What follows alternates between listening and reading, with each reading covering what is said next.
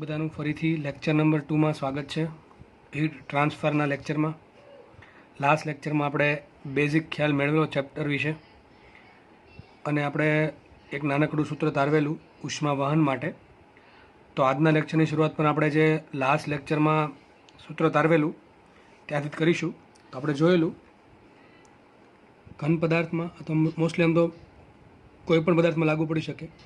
ઘન પદાર્થમાં ઉષ્મા વહન માટે જોયું તો આપણે જે ઉષ્મીય પ્રવાહ છે એચ અથવા હીટ ટ્રાન્સફર રેટ જે છે એચ અને બરાબર શું લખાય delta Q by delta T is equal to આપણે કાલે તારવેલું કે એ ડેલ્ટા ટી છેદમાં ડેલ્ટા એક્સ. તો આજે આપણે આ સૂત્રની વાત કરીશું.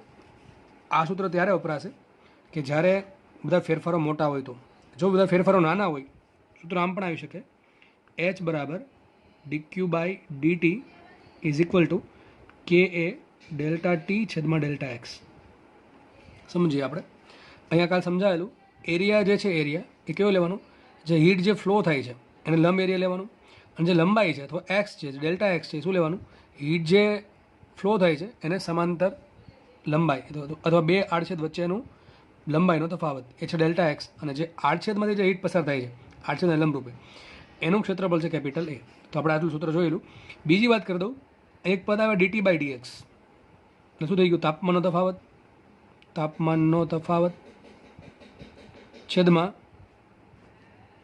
બે બિંદુ અથવા બે આડછેદ વચ્ચે અંતર આડછેદ વચ્ચેનું અંતર. આને શું કહેવાય આને કહેવાય તાપમાન પ્રચલન. શું કહેવાશે ને તાપમાન પ્રચલન.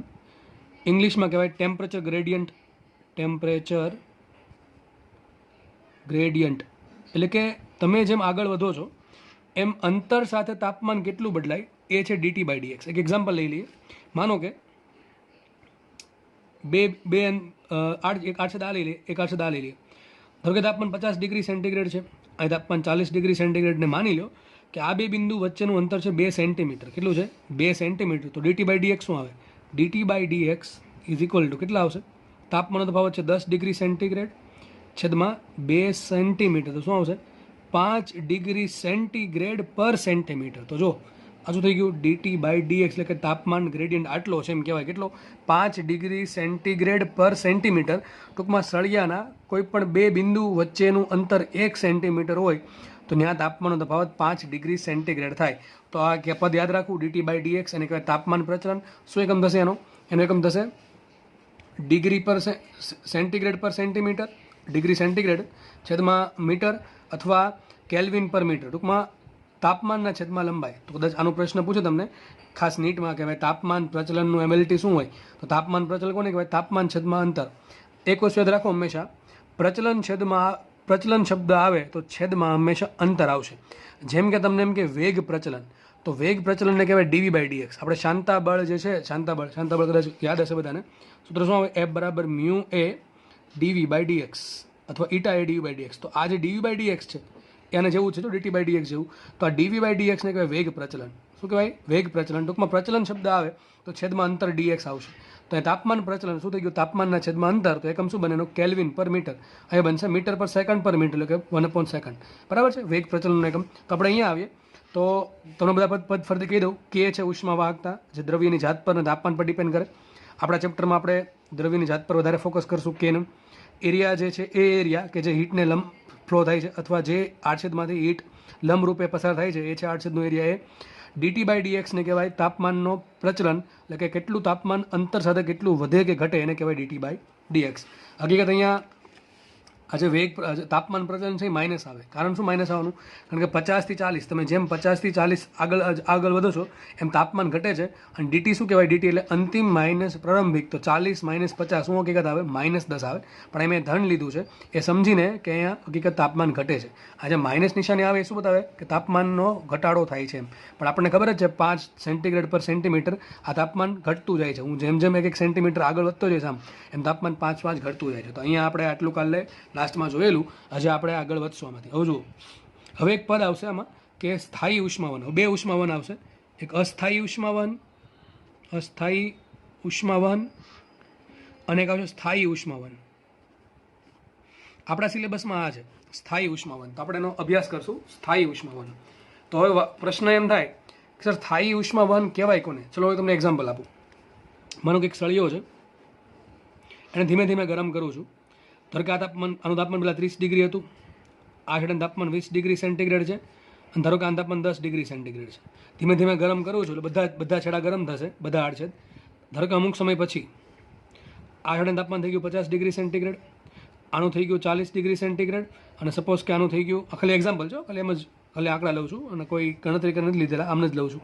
ધારો કે આનું થઈ ગયું 30 ડિગ્રી સેન્ટીગ્રેડ. તો જુઓ 3 આડછેદ છે આપણી પાસે, એક તો આ છેડો, એક વચ્ચેનો કંઈક ભાગ અને એક છેલ્લો છેડો, બરાબર છે.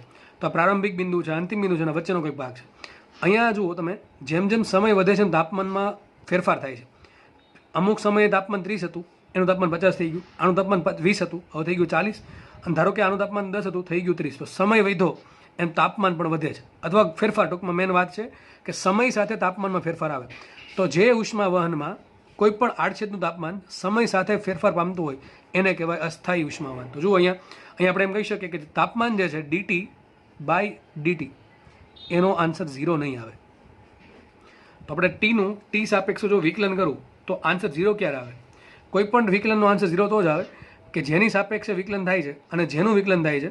તો જેનું વિકલન થાય છે એ બીજી વસ્તુની સાપેક્ષે અચળ હોય. તો ટૂંકમાં આ રીતે dx/dt બરાબર 0 એમ ક્યારે કહી શકું?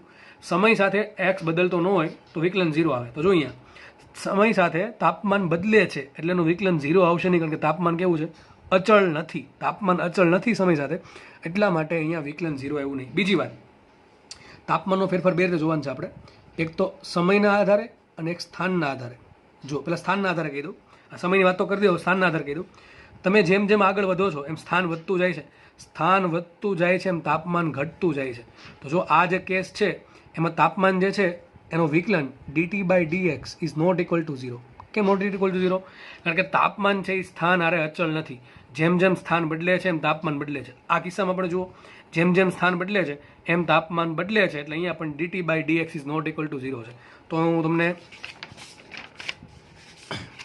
ફરીથી કહી દઉં, ટૂંકમાં કહી દઉં. તો આપણે જે કેસ લીધો હતો 3 બિંદુ, બરાબર, અને તાપમાન ધારો કે 50 છે, અહીં 40 અને 30 છે, સપોઝ સમજી લો 30 છે, બરાબર. તો અહીંયા તાપમાન એ સ્થાન સાથે પણ અચળ નથી, તેનું વિકલન 0 નહીં થાય. અને અહીંયા તાપમાન સમય સાથે પણ અચળ નથી, કારણ કે સમય વધ્યો એમ તાપમાન વધ્યા હતા. એટલે તાપમાન કેટલા હતા પહેલાં? કે આગળ લીધેલા એ વેલ્યુ હતી. તો સમય વધે છે એમ તાપમાન પણ વધતા ગયા, એટલે તાપમાન છે એ સમય હારે પણ અચળ નથી.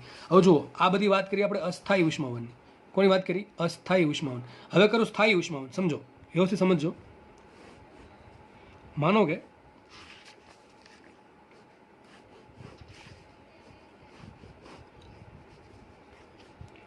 બે કેસ લઈએ આમાં. ધારો કે તાપમાન છે 30 ડિગ્રી સેન્ટીગ્રેડ, આનું 20 છે, આનું 10 છે. થોડું ગરમ કર્યું, ધારો કે તાપમાન થઈ ગયું 50, આનું થઈ ગયું 40, ધારો કે આનું થઈ ગયું 30. એક્ઝામ્પલ છે. ધારો કે હજી ગરમ કર્યા, ટૂંકમાં ગરમ કરો છતાં પણ તાપમાન વધતું, ધારો કે તાપમાન 50 રહી છે, આનું 40 રહી છે, આનું 30 જ રહી છે. જુઓ, તો આપણે આ આગળ સમજી લા, હમણાં આ બે આકૃતિ સમજેલા. અહીંયા જેમ સમય વધે છે એમ તાપમાન વધે છે, એટલે આ કેવું કહેવાય? અસ્થાયી કહેવાય. કેવું કહેવાય? અસ્થાયી ઉષ્માવહન. અહીંયા જુઓ, આ આકૃતિ જુઓ, આ બેને કમ્પેર કરવાનું છે. આ બેને તાપમાન પહેલાં 50 હતું, હજી 50 જ છે. આનું તાપમાન 40 છે, આનું 40 જ છે, આનું તાપમાન 30 જ છે, આનું તાપમાન 30 જ છે. શું દરેક આડછેદનું તાપમાન સરખું છે? ના, સરખું નથી. દરેક આડછેદનું તાપમાન સરખું નથી. બીજો ક્વેશ્ચન, શું દરેક આડછેદનું તાપમાન સમય સાથે અચળ રહી છે? હા, અચળ રહી છે. અહીંયા 50 છે, અહીંયા પણ 50 જ છે. હું હીટ આપવાનું ચાલુ જ કરું છું, પણ તાપમાન વધતું નથી, કારણ કે આની જે કેપેસિટી છે હીટ લેવાની પૂરી થઈ ગઈ છે. જેટલી હીટ લેશે આ, એટલી હીટ ગુમાવી દેશે. ધારો કે આ સાઈડ આખું એને ફરતે અહીં બધી ઇન્સ્યુલેશન લગાડેલ છે. શું લગાડેલ છે? ઇન્સ્યુલેશન, અવાહક છે. એટલે કે હીટ એક જ દિશામાં ફ્લો થશે, આ દિશામાં. તો થયું એવું, એક વખત તાપમાન 50 થયું, પછી સમય ભલે વધ્યો પણ તાપમાન 50નું 50 જ રહ્યું. આનું તાપમાન 40 હતું, એનું તાપમાન 40નું 40 જ છે. આનું તાપમાન 30 હતું, એનું તાપમાન 30નું 30 જ છે. તો સમય સાથે તાપમાન વધતું નથી. તો તાપમાનનું સમય સાપેક્ષ કેવું થઈ ગયું? અચળ. તો dT/dt ઇઝ ઇક્વલ ટુ થઈ ગયું 0. આ બે કેસની વાત કરું છું. ઉપરના કેસમાં dT/dt is not equal to 0 હતા. કારણ શું? તાપમાન છે એ સમય હારે અચળ નહોતું, એટલે એનું વિકલન 0 થાય નહીં. પણ અહીંયા આ કઈ વાત થઈ? આને કહેવાય સ્થાયી ઉષ્માવહન. કોને કહેવાય સ્થાયી ઉષ્માવહન? કે જે ઉષ્માવહનમાં દરેક આડછેદનું તાપમાન સમય સાથે અચળ છે. સમય સાથે બદલાતું ના હોય એને કહેવાય સ્થાયી ઉષ્માવહન. આમાં એવું ક્યાંય મેં નથી કીધું કે દરેક આડછેદનું તાપમાન સરખું છે, કે આનું 50 છે, આનું 50 છે, આનું 50 છે. ભાઈ એવું જરૂરી નથી. દરેક આડછેદનું તાપમાન અલગ અલગ હોય, પરંતુ સમય સાથે અચળ હોય. આનું 50 છે તો 50 જ રહેવું જોઈએ, આનું 40 છે તો આનું 40 રહેવું જોઈએ, આનું 30 છે તો આનું 30 જ રહેતું હોય. જો એવું થતું હોય તો એને કહેવાય સ્થાયી ઉષ્માવહન. અને જો તાપમાન સમય સાથે અચળ હોય, અફર હોય, તો શું થઈ જશે? 0 થઈ જશે કોઈ એક આડછેદ માટે. એટલે કે કોઈ એક્સની એક વેલ્યુ માટે dt/dt 0 આવશે. હવે બીજી વાત કરીએ, શું dt/dx 0 છે કે નહીં? ચલો આપણે આનો આન્સર લાવીએ.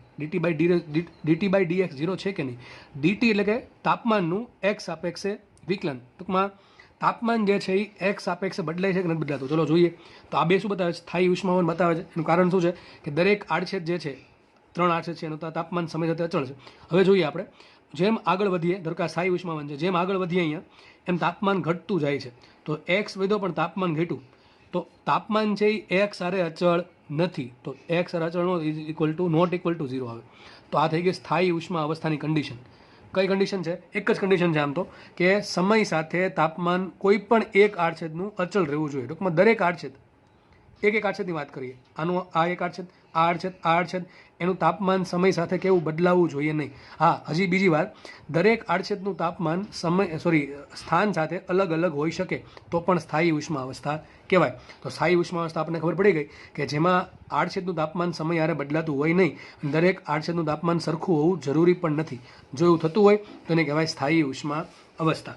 સ્થાયી ઉષ્મા અવસ્થા બીજી એક એક્ઝામ્પલથી સમજી લઈએ. માનો કે મારી પાસે એક લોખંડનો સળિયો છે, સમજો લોખંડનો એક સળિયો છે, બરાબર છે.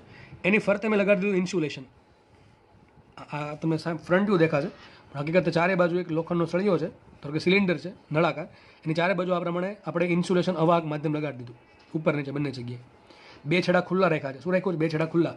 ધારો કે આ જે છેડો છે એને હું કોન્ટેક્ટમાં લાવું 100 ડિગ્રી સેન્ટીગ્રેડ વાળી વરાળના કોન્ટેક્ટમાં, બરાબર છે.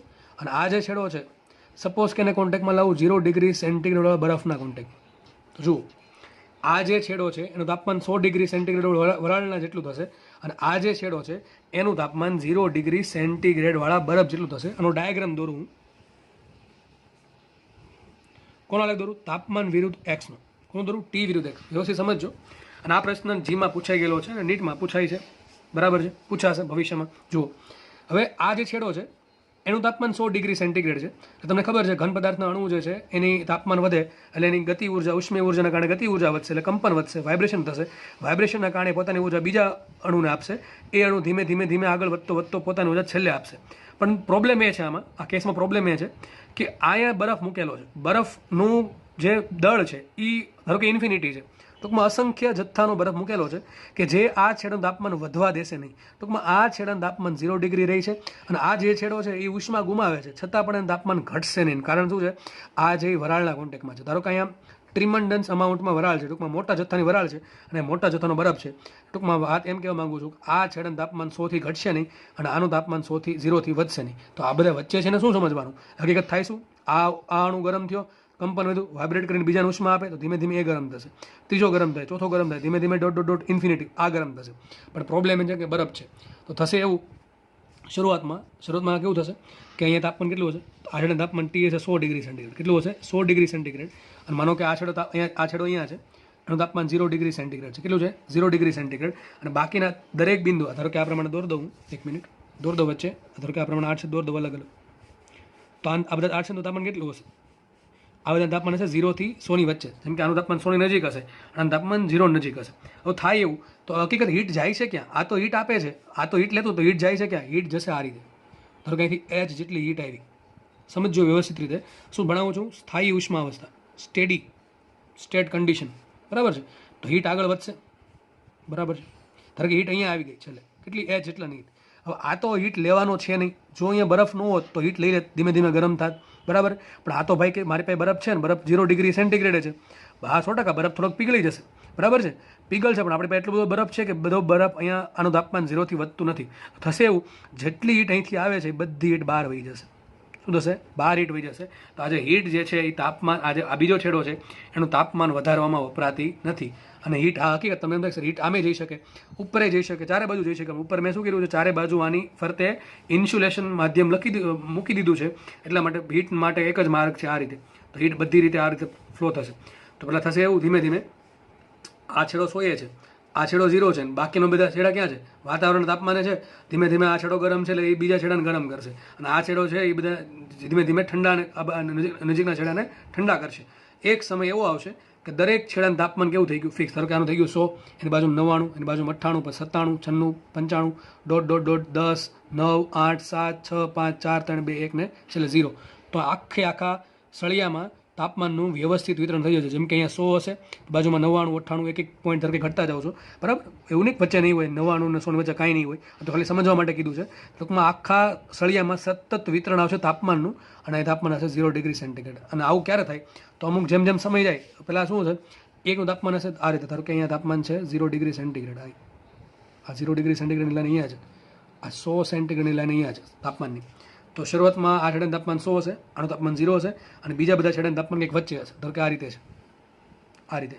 જેમ જેમ જેમ સમય જશે બધા છેડાનું તાપમાન વધતું જાય, પણ આ બેન તાપમાન કેવું રહેશે? અચળ. ધીમે ધીમે તાપમાન વધતું ગયું.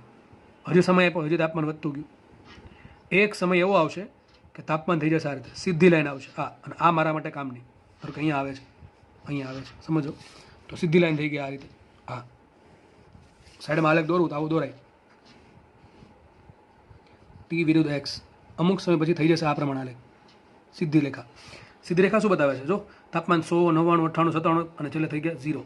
તો આલેખ પૂછાતો કે સ્થાયી ઉષ્મા અવસ્થામાં સળિયાના બે છેડાને કોઈ અચલ તાપમાને રાખી રાખવામાં આવે તો સમગ્ર સળિયામાં તાપમાનનું વિતરણ એક્સ આધાર કેટલું હશે? તો શું આવશે? આ રીતે હશે, આ રીતે, બરાબર છે? તો આલેખ જેમાં પૂછાયેલો આલેખ છે. અને આ બધા આલેખ શું બતાવે છે? શરૂઆતમાં આ સમય ધારો કે T1 છે, આ સમય T2, આ સમય T3, આ સમય T4 છે. જેમ જેમ જેમ જેમ સમય વધતો જશે એમાં બધા છેડાનું તાપમાન ધીમે ધીમે વધતું જશે, આનું અમુક છેડાનું તાપમાન ઘટતું જશે. જે આની નજીકમાં હશે એનું તાપમાન વધતું જશે, જે આની નજીકમાં હશે એનું તાપમાન ઘટતું જશે. અને એક સમયે થર્મલ ઇક્વિલિબ્રિયમ આવશે, જેને કહેવાય steady state condition. Steady state condition.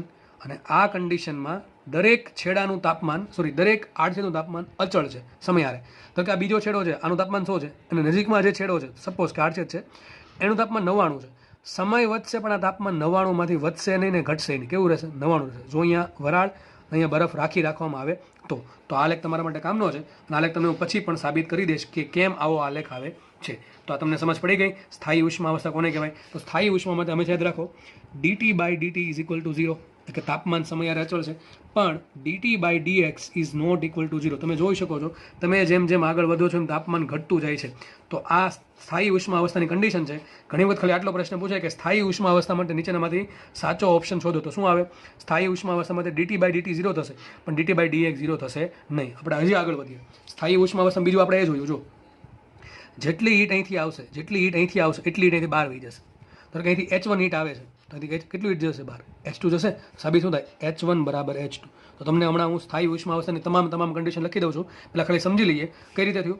અહીંથી આ છેડો, આ જે વરાળ છે ઉષ્મા આપે છે, પણ હકીકત ઉષ્મા વપરાવી ક્યાં જોઈએ? આ છેડાને ગરમ કરવામાં. હવે આ છેડો ગરમ થતો નથી, અને આ બીજા જે બધા છેડા છે એ ધારો કે સ્થાયી ઉષ્મા અવસ્થામાં આવી ગયા, તો એનું તાપમાન પણ વધતું નથી ને ઘટતું નથી. 99 તો 99 જ રહી છે, 98 તો 98 જ રહી છે. તો થાય છે શું? જેટલી હીટ અહીંથી આવે છે વરાળમાંથી, એ બધી હીટ બરફમાંથી બહાર વહી જાય છે, અને તાપમાન કોઈનું બદલતું છે નહીં. તો ધારો કે અહીંથી H1 હીટ આવી અને બરફમાંથી H2 હીટ ગઈ, તો હકીકત આ જે સળિયો છે એ પોતે ઉષ્મા કોઈ લેતો જ નથી. ધારો કે વરાળે 50 જૂલ ઉષ્મા આપી, તો 50 જૂલ ઉષ્મા બરફ કે કોઈ લેતું નથી, તો જાય ક્યાં? બહાર વહી જાય છે. ધારો કે 50 જૂલ ઉષ્મા આવી, તો 50 જૂલ ઉષ્મા બહાર જશે. ધારો કે, એટલે કહેવા એમ માંગુ છું, ધારો કે H1 હીટ આવે છે અને H2 હીટ બહાર જાય છે, તો H1 = H2. તો ત્રીજી કન્ડિશન થઈ ગઈ સ્થાયી ઉષ્મા અવસ્થાની. પહેલી કન્ડિશન કઈ? કે તાપમાન સમય હારે અચળ છે. બીજી કન્ડિશન કઈ? દરેક આડછેદનું તાપમાન દરેક આડછેદનું તાપમાન સરખું હોવું જરૂરી નથી. ટૂંકમાં જેમ અંતર બદલે એમ તાપમાન બદલી શકે છે, જેમ સમય વધે એમ તાપમાનમાં કોઈ ફેરફાર થતો નથી. બીજી કન્ડિશન આ. ત્રીજી કન્ડિશન કઈ? H1 = H2. અને ચોથી કન્ડિશન હમણાં તમને કહી દઉં, dt/dx અચળ છે. કેવું અચળ? જો dt/dx is not equal to 0 છે, બરાબર? 0 નથી પણ અચળ. ધારો કે 5, કેટલું છે? 5. તો 5 નું 5 રહેશે. આ શું કહેવા માંગે? હમણાં પાછળ કહી દઉં તમને.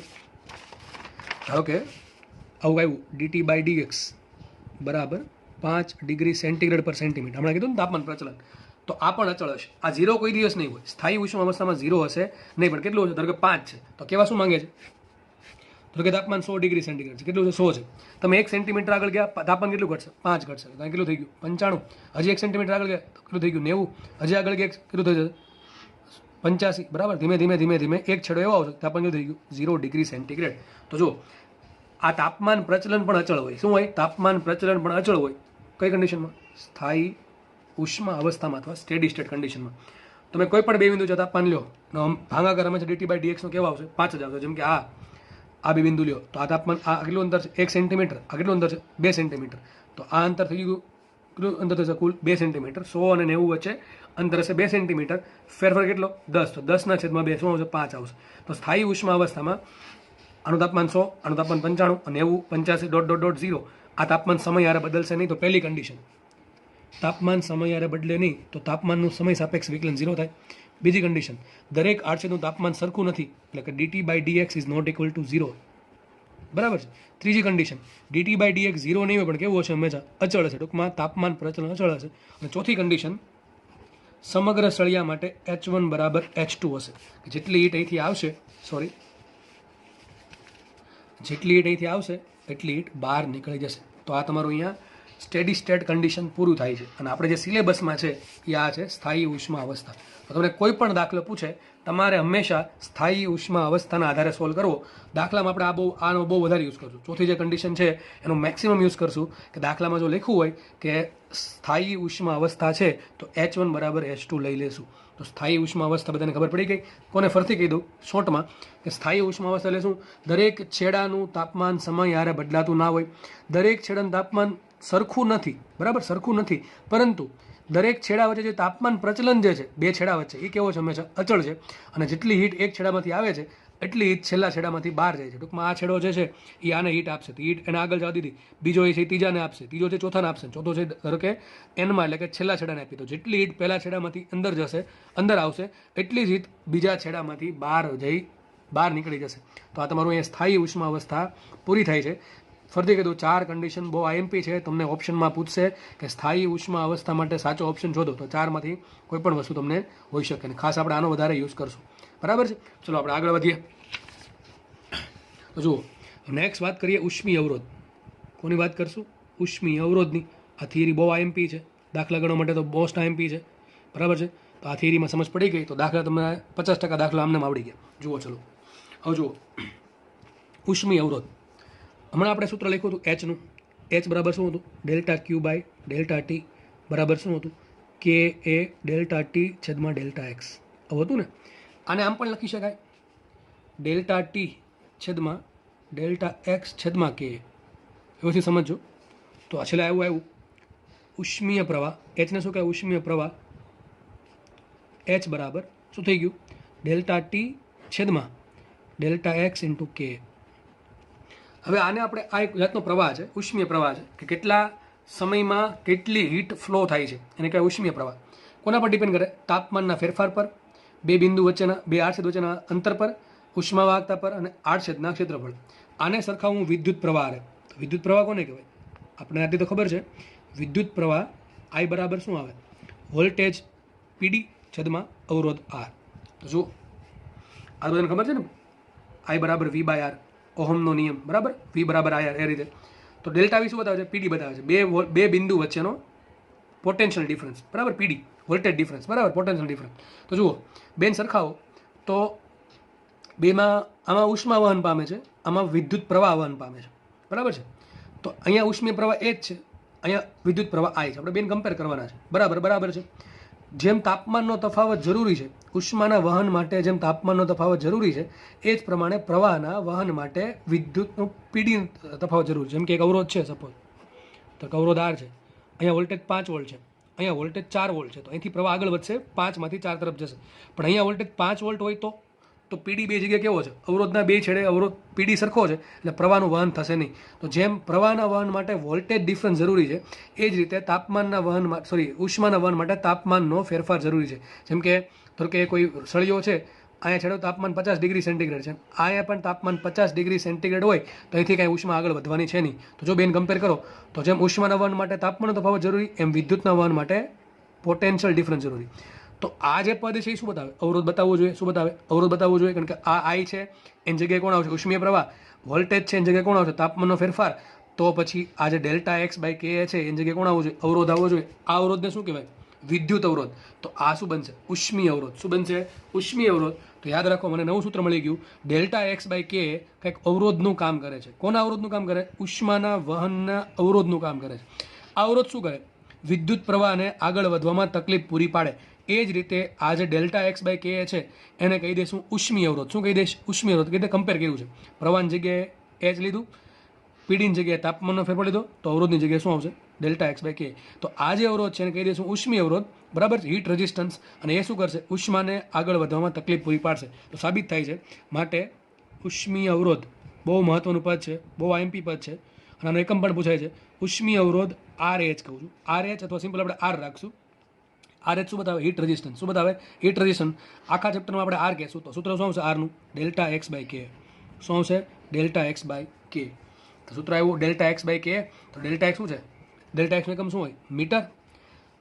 ઉષ્મા આવતો એકમ શું થાય? Vote per metre into kelvin. આનો શું એકમ આવશે? Metre square. શું એકમ આવશે? Metre square. તો આર એચનો એકમ શું થઈ ગયો? જુઓ, ઉપર આ મીટર છે એ ક્યાં જશે? ઉપર જશે. તો ઉપર આવશે metre square. Metre square metre square ઉડી ગયા અને કેલ્વિન ક્યાં જશે? ઉપર. તો યાદ રાખો, આર એચનો એકમ આવશે કેલ્વિનના છેદમાં વોલ્ટ. આ નો જ આવડે જો યાદ ન હોય તો. આનો એકમ ઓમ નો થાય. કેમ ઓમ નો થાય? અરે ભાઈ, આ ઓમ અહીંયા આવશે, વિદ્યુત અવરોધ આવે. ઓમનો નિયમ વિદ્યુત માટે લાગુ પડે. તો આનો એકમ ઓમ થશે. બરાબર છે? પણ આનો એકમ ઓમ નહીં થાય. એટલે યાદ રાખવું, શું એકમ થશે આનો? કેલ્વિન પર વોટ. બરાબર છે? ફરીથી કીધું, ડેલ્ટા એક્સ બાય કે છે એ ઉષ્મીય અવરોધનું કામ કરશે. આપણે એને કહેશું હીટ રેઝિસ્ટન્સ. ટૂંકમાં કહેશું આર. આર બરાબર આવશે ડેલ્ટા એક્સ બાય કે. ડેલ્ટા એક્સ એટલે ટૂંકમાં બે આડછેદ વચ્ચે અંતર મીટરમાં. આ કે છે ઉષ્મા વાહકતા. એનો એકમ કાલ શીખવાડો તો શું આવશે? Watt per metre into kelvin into area આવશે મીટર સ્ક્વેરમાં. અહીંથી મીટર સ્ક્વેરને ભાગ્યા મીટર એટલે ઉપર મીટર મીટર કેન્સલ થઈ ગયા અને કેલ્વિન જશે ઉપર. તો શું આવશે એનો એકમ? કેલ્વિન પર વોટ. શું એનો એમએલટી બને? તો વોટ એટલે પાવરનો એમએલટી શું હોય? M1L2 T-3 અને K1. બરાબર? શું આખું ઊંધું કરવું પડશે? M-1 M1L2 એટલે M-L-2 T-3 આવશે અને આવશે K1. તો આ થઈ ગયું તમારું એમએલટી. કોનું? ઉષ્મીય અવરોધનું. તો સૂત્ર બહુ આઈએમપી છે. શું સૂત્ર આવશે? ડેલ્ટા એક્સ બાય કે. શું આવશે? ડેલ્ટા એક્સ બાય કે. અને કે ઉષ્મીય અવરોધ. ભૂલાઈ જાય તો કંઈ નથી કરવાનું. સૂત્ર આ એચમાંથી જે કે વાળું પછી ક્યાં જવા દેવાનું? છેદમાં. તો યાદ રાખો, તો એચનું નવું સૂત્ર મળી ગયું અને બહુ કામનું સૂત્ર છે. એચનું નવું સૂત્ર અને કામનું સૂત્ર ડેલ્ટા ટી છેદમાં આર એચ. સૂત્ર શું બન્યું? ડેલ્ટા એચ બરાબર ડેલ્ટા ટી છેદમાં આર એચ. આર એચ શું આવશે? ડેલ્ટા એક્સ બાય કે. બરાબર છે? તો આટલી બધાને ખબર પડી. હજુ આપણે થોડોક આગળ વધીએ આમાં. તો આપણે શું જોયું અત્યારે? આપણે એટલું જોયું કે એચનું સૂત્ર એચ બરાબર આપણે ભણ્યા હતા કે એ ડેલ્ટા ટી છેદમાં ડેલ્ટા એક્સ. એને એમ પણ લખાય ડેલ્ટા ટી છેદમાં ડેલ્ટા એક્સ ઇન્ટુ કે.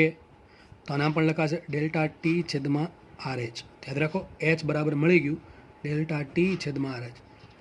એવું નથી કહેતો કે આ સૂત્ર ગમે ત્યાં ચાલશે. આ સૂત્ર વાપરવું પડશે આપણે. બરાબર? આ પણ વપરાય અને આ પણ વપરાય. જરૂર પ્રમાણે વાપરશું.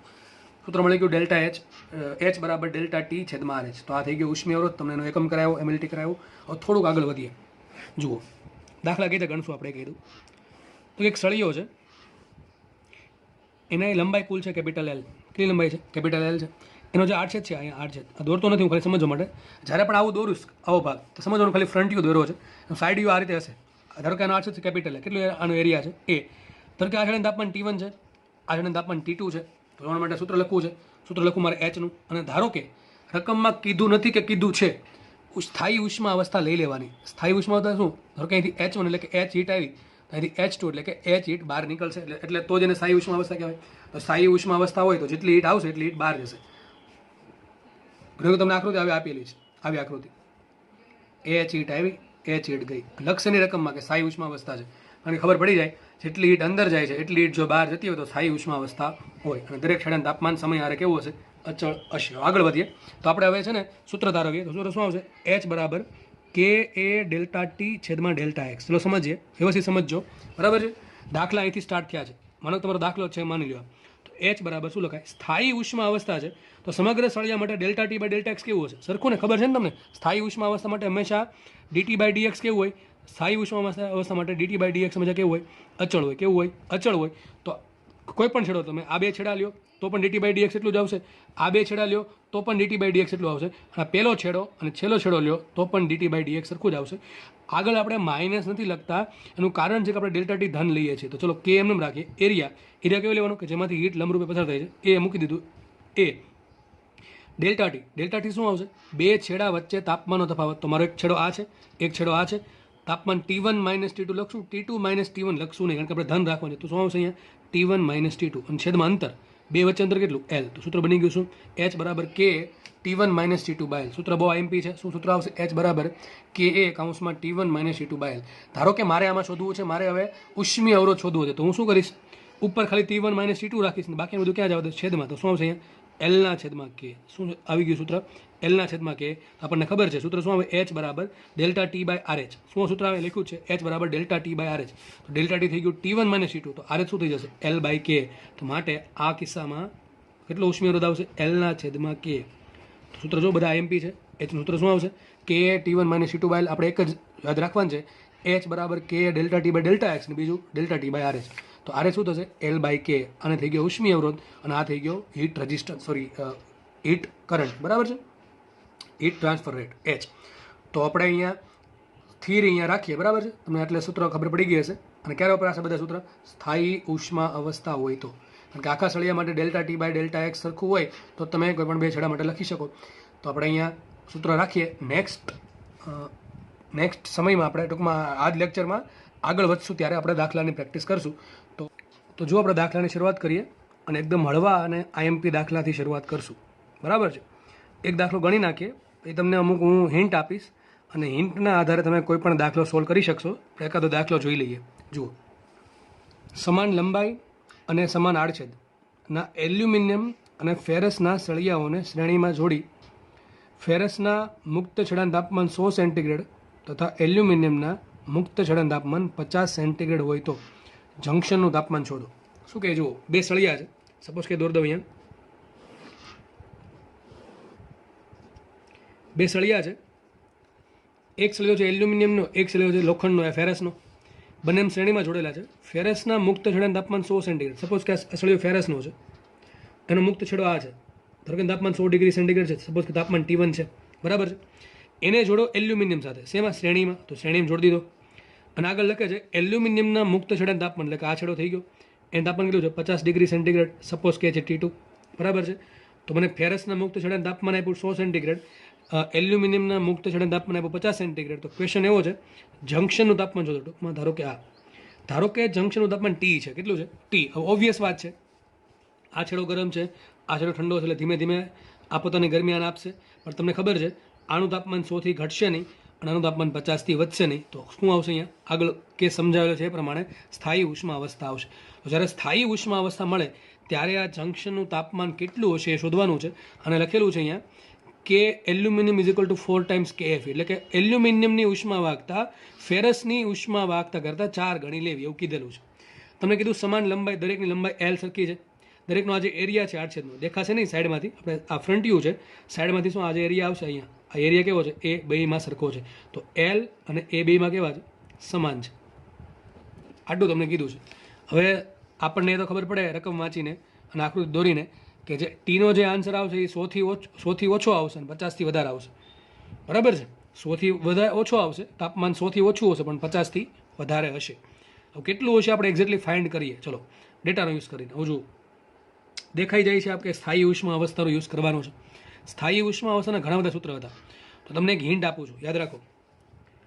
જ્યારે જંક્શનનું તાપમાન શોધવાનું હોય ત્યારે સ્થાયી ઉષ્મા અવસ્થા માટે H1 બરાબર H2 લઈ દાખલો ગણવો. કોઈ પણ દાખલામાં પાછા નહીં પડો જો આ યુઝ કરશો તો. હિન્ટ નંબર 1 છે, તમને કોઈ પણ દાખલો પૂછે ને, આ દાખલા જીમાં અને નીટમાં બહુ પૂછાય છે, જંક્શનનું તાપમાન શોધો. ધોરણ 12માં આપણે સેમ દાખલા ગણશું કે ભાઈ જંક્શનનું વોલ્ટેજ શોધો, કિર્ચોફનો નિયમ. તો એક આ કિર્ચોફનો નિયમ જેવું જ છે થોડુંક, બરાબર છે. તો આપણે હિન્ટ પહેલા હિન્ટ નંબર 1 શું છે? હિન્ટ નંબર 1, જ્યારે પણ દાખલા તમને કે જંક્શનનું તાપમાન શોધો, તમારે ધાર લેવાનું કે સ્થાયી ઉષ્માવસ્થા છે. અહીં તો દેખાય છે સ્થાયી ઉષ્માવસ્થા છે, ધારો કે નથી આપ્યું તો પણ આપણે ધાર લેશું. ધારો કે અહીંથી H1 હીટ આવે છે, તો H1 હીટ આગળ વધીને પછી H1 હીટ બહાર વહી જશે. તો ધારો કે H1 હીટ આવે છે, H2 હીટ જાય છે બહાર, તો બે હીટ કેવી હોય? સરખી હોય, એટલે H1 બરાબર H2. તો શું કરીએ આપણે? આ જે જંક્શન જે છે ને આપણે H1, ધારો કે આ સળિયામાં H1 હીટનું વહન પામે છે, આ સળિયામાં H2 હીટનું વહન પામે છે, તો બે હીટને સરખાઈ દઈએ એટલે મારો આન્સર આવી જશે. હું હવેથી એવું કરીશ, હું અલગ પેજમાં દાખલો ગણીશ, અહીં જગ્યાના ભાવે. તો જુઓ તમે, તો અલગ પેજમાં દાખલો ગણીએ આપણે. દોર દો અહીંયા, આ પ્રમાણે હતી આપણી રકમ. ધારો કે અહીંથી H1 હીટ આગળ વધી અને અહીંથી H2 હીટ આગળ વધી. બે હીટ કેવી આવશે? H1 બરાબર H2. હવે સમજો, આ તાપમાન કેટલું છે? 100 ડિગ્રી સેન્ટીગ્રેડ. અહીં કેટલું છે? T. અહીં કેટલું છે? 50 ડિગ્રી સેન્ટીગ્રેડ. આ T1 કીધું આપણે, T2 કીધું, બરાબર. ચલો સૂત્ર મૂકીએ. Hનું સૂત્ર શું આવે? Hનું યાદ કરો. H બરાબર શું આવે? H બરાબર શું હોય? KA ડેલ્ટા ટી છેદમાં ડેલ્ટા એક્સ. આ મનમાં હોવું જોઈએ. બીજું સૂત્ર કયું? H બરાબર ડેલ્ટા ટી છેદમાં RH. બે સૂત્ર મનમાં હોય તો દાખલામાં કોઈ દી તકલીફ પડતી નથી. તો આપણે આમાં યુઝ કરશું આની, કારણ કે આપણે તાપમાનનો ફેરફાર આપ્યો છે, એરિયા નથી આપ્યો, લંબાઈ નથી આપી, કે આપ્યો છે, ડેલ્ટા એક્સ આપેલું નથી, બરાબર છે. સૂત્ર આપણે વાપરશું ઉપરનું, H બરાબર KA delta T by delta X. આપણે જે સૂત્ર શું આવે? H1 બરાબર KA delta T by delta X પહેલા માટે is equal to KA delta T by delta X બીજા માટે. બંને સરખાઈ દઈએ એટલે વાત થાય પૂરી.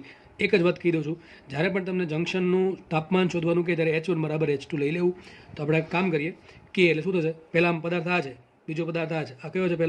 પહેલો છે ફેરસ, બીજો છે એલ્યુમિનિયમ. તો ચલો ફેરસ માટે કે કેટલા આપ્યા? તો મને કન્ડિશન રકમ આપેલી છે કે ફેરસની ઉષ્માવાહકતા કરતાં એલ્યુમિનિયમની ઉષ્માવાહકતા 4 ગણી છે. તો આને લખી નાખું, કેની જગ્યાએ કે ફેરસ લખી નાખું, તો K1 લખી નાખો. ચલો K1. એરિયા બેને સરખા આપ્યા, એમને રાખ્યું ડેલ્ટા ટી. હવે લોખંડના સળિયા માટે ડેલ્ટા ટી શું હોય? અહીં તાપમાન 100 છે, અહીં તાપમાન T છે, તો ફેરફાર શું આવશે? 100 માઇનસ ટી. શું આવશે? 100 માઇનસ ટી છેદમાં આ બે બિંદુ વચ્ચે અંતર. જો આ બે બિંદુ લઉં છું, ફેરસ એટલે લોખંડનો સળિયો અહીંયા છે, તો આપણે વાત આની કરશું. અહીંયા H1 બરાબર અહીંયા H2. અહીંયા H1 ફેરસ માટે બરાબર H2 એલ્યુમિનિયમ માટે. પહેલાં આપણે ફેરસની વાત કરીએ છીએ, તો મેં આ બે પોઈન્ટ લીધા, આ બે પોઈન્ટ, એક T1 વાળો ને એક T વાળો. તો આવશે શું? અહીંયા KFE લખી નાખું. ચલો કે શું લખી નાખું? KFE. કેની જગ્યાએ KFE, area A delta T. તો આ બે બિંદુ વચ્ચે તાપમાનનો ફેરફાર શું આવશે? અહીંયા 100 માઇનસ ટી. શું આવશે? 100 માઇનસ ટી છેદમાં અંતર. આ બે બિંદુ છે, ધારો કે અંતર છે L ઇઝ ઇક્વલ ટુ. હવે આ બે બિંદુની વાત કરીએ, એક આ ટીની ને એક આની, એલ્યુમિનિયમ સળિયાની સ્ટાર્ટિંગ ને એન્ડ પોઈન્ટની. સ્ટાર્ટિંગ પોઈન્ટનું તાપમાન T છે, એન્ડ પોઈન્ટનું તાપમાન છે 50. ચલો શું લખાશે? કે શું આવશે? કે એલ્યુમિનિયમ ઇન્ટુ એરિયા તો સરખો જ છે, એરિયા એમને આવશે. ડેલ્ટા ટી શું આવશે? તો આ બે બિંદુ વચ્ચે એલ્યુમિનિયમનું પ્રારંભિક બિંદુનું તાપમાન T, અંતિમ બિંદુનું તાપમાન 50. તો શું આવશે અહીંયા? T minus 50. હંમેશા રાખવાનું મોટું માઇનસ નાનું, છેદમાં લંબાઈ. જો બે જગ્યાએ એરિયા સરખા લખ્યા છે, લંબાઈ સરખી લખી, રીઝન શું છે? લખેલ છે તમને સમાન લંબાઈ અને સમાન આડછેદ, એવું લખેલું છે. એટલા માટે મેં બે જગ્યાએ એરિયાની લંબાઈ સરખી રાખી. તો બે જગ્યાએથી L ઉડી જશે. તો બહુ સિમ્પલ આન્સર આવશે, KFE કૌંસમાં 100 માઇનસ ટી લોખંડના સળિયા માટે બરાબર કે aluminium is equal two T minus 50 એલ્યુમિનિયમના સળિયા માટે. હવે તમને કીધું છે કે કે એલ્યુમિનિયમની કિંમત લોખંડની કિંમત કરતાં 4 ગણી છે. કીધું છે ને, શું કીધું છે? કે એલ્યુમિનિયમ બરાબર, રકમમાં આપેલું છે, કે એલ્યુમિનિયમ બરાબર 4 ગુણ્યા KFE. તો શું લખી નાખું? કે એલ્યુમિનિયમની જગ્યાએ તમે 4 ગુણ્યા FE લખો, તો બે KFE લખો એ લખી દો. ચલો ને, શું આવશે અહીંયા? KFE into 100 minus T is equal to કે એલ્યુમિનિયમની જગ્યાએ 4 times KFE into T minus 50. આગળ વધીએ તો બે જગ્યાએથી KFE ઉડી જશે, લોખંડની ઉષ્માવાહકતા બે જગ્યાએથી ઉઠશે, તો આવશે આવું 100 માઇનસ ટી બરાબર 4 ગુણ્યા T માઇનસ 50. 4ને અંદર ગુણો, શું આવશે અહીંયા? 100 માઇનસ ટી બરાબર 4T માઇનસ 200. આ 4 અંદર ગુણો તો 200 થઈ ગયા. એક કામ કરીએ, આને લાવીએ આ બાજુ, તો શું થશે? આ 300 બરાબર 4T ને T એટલે શું થશે? 5T. માટે T બરાબર શું આવશે? 300 ભાગ્યા 5, 5 36, શું આવે? 60 ડિગ્રી સેન્ટીગ્રેડ થશે. આવું એક લોખંડનો સળિયો હતો, આ લોખંડનો સળિયો છે, એનું પ્રારંભિક તાપમાન હતું 100 ડિગ્રી સેન્ટીગ્રેડ. બીજો છેડો એલ્યુમિનિયમનો છે, તાપમાન 50 ડિગ્રી સેન્ટીગ્રેડ છે. બેની વચ્ચે જોઈન કરી દીધા શ્રેણીમાં, તો વચ્ચેના છેડાનું તાપમાન આવશે કેટલું? 60 ડિગ્રી સેન્ટીગ્રેડ. બરાબર છે, અહીં દેખાય છે. આની ઉષ્માવાહકતા K છે, આની 4K છે, એમ પણ તમે ધારી શકો. બેની લંબાઈ છે L, બંનેનો આડછેદ છે A. બરાબર, સરખો રહી છે. તો દાખલો અહીંયા સોલ્વ થાય છે. મેં તમને પહેલાં કીધું હતું, હિન્ટ આપી હતી શું? જ્યારે જંક્શનનું તાપમાન શોધવાનું કહે ત્યારે હંમેશા શું કરવાનું, H1 બરાબર H2. તો આપણે એ જ કર્યું છે, H1 બરાબર H2. H1 એટલે કે લોખંડના સળિયા માટે H1ની કિંમત K delta T by delta X મૂકી, અને H2 એટલે કે એલ્યુમિનિયમના સળિયા માટે K delta T by delta એક્સની કિંમત સમીકરણમાં મૂકતા આરામથી દાખલો સોલ્વ થાય છે. તો આવા દાખલા મેક્સિમમ પૂછાય છે. આપણે આગળ વધશું, બરાબર છે. ચલો નેક્સ્ટ દાખલો જોઈએ. જો નેક્સ્ટ દાખલો બહુ વખત પૂછાઈ ગયો છે. આવા દાખલા ટૂંકમાં આ ત્રિકોણ બનાવીને તમને આપી દેશે. 3 સળિયા ભેગા કરેલ છે. જુઓ રકમ વાંચીએ. ત્રણેય સળિયાઓના પરિમાણ સમાન હોય. શું કીધું છે? પરિમાણ સમાન. પરિમાણમાં બે વસ્તુ આવે. પરિમાણ એટલે કે એનું જે ડાયમેન્શન જે છે, ડાયમેન્શનમાં તો 3 વસ્તુ આવે: લંબાઈ, પહોળાઈ ને ઊંચાઈ. એ ત્રણેય કેવી છે? સરખી છે. આપણે પહોળાઈ ઊંચાઈનું કોઈ કામ નથી, મારે કામ છે એરિયાનું અને લંબાઈનું. તો મને શું કહે છે? પરિમાણ સરખા એટલે લંબાઈ, એરિયા અને કદ કેવું થાય? સરખું થાય. તો આગળના દાખલાની જેમ આમાં પણ એવું જ કીધું છે. બેની જગ્યાએ 3 સળિયા છે, પણ લંબાઈ અને એરિયા કેવો છે? સરખો છે. તો ત્રણેય સળિયાઓના પરિમાણ સમાન હોય તો જંક્શન ઓનું તાપમાન મેળવો. તો ફરીથી એ જ પાછી વાત આવી, જંક્શન ઓનું તાપમાન શોધો. પણ હવે પ્રોબ્લેમ અહીંયા એ થશે કે H1 બરાબર H2 કઈ રીતે લેવું? આમાં 3 વસ્તુ છે. H1 બરાબર H2 બરાબર H3 એમ કઈ રીતે લેવું? એમ તો થાય નહીં, બરાબર છે. તો આમાં કંઈક થાય એવું. જુઓ થોડુંક વિચારો. આ છેડો ગરમ છે. હવે સ્ટાર્ટ ક્યાંથી કરવાનું? દાખલામાં હંમેશા સ્ટાર્ટ કરવાનું. આવા દાખલા સેમ ટુ સેમ તમારા આવશે અવરોધમાં, કિર્ચોફના નિયમમાં. ત્યાં આપણે સ્ટાર્ટ કરશું ઊંચા વોલ્ટેજથી, તો આપણે અહીંયા સ્ટાર્ટ કરશું ઊંચા તાપમાનથી. તો ધારો કે ત્રણ બિંદુ છે ABC. હવે એનું પેલો સળિયો છે AO, બીજો સળિયો છે OB અને ત્રીજો સળિયો છે OC. તો આ દાખલામાં શું કરશું આપણે? તો જુઓ સૌથી વધુ તાપમાન ક્યાં છે? A પર છે. અહીંથી સ્ટાર્ટ કરશું. આ છેડો ગરમ છે. આ છેડો ગરમ છે, તો ધીમે ધીમે પોતાની ઉષ્મા કોને આપશે? આને આપશે. ધારો કે અહીંથી H1 જેટલી હીટ એણે આપી. કેટલી હીટ આપી? H1 જેટલી હીટ આપી. H1 જેટલી હીટ O પર આવી ગઈ, તો ધીમે ધીમે O ગરમ થશે. ધારો કે ઓનું તાપમાન થઈ ગયું T. તાપમાન થઈ ગયું T. મને T શોધવાનું છે. હવે O ગરમ થયા પછી શું કરશે? O પોતાની ઉષ્મા B ને આપશે ને C ને આપશે. કઈ રીતે? અહીંયા આપશે હીટ H2, અહીંયા હીટ આપશે H3. બે જગ્યાએ સરખી હીટ કેમ ન આપી? કારણ આ છે, બે સળિયાની લંબાઈ સરખી છે, પણ બે સળિયાની ઉષ્મા વાહકતા સરખી નથી.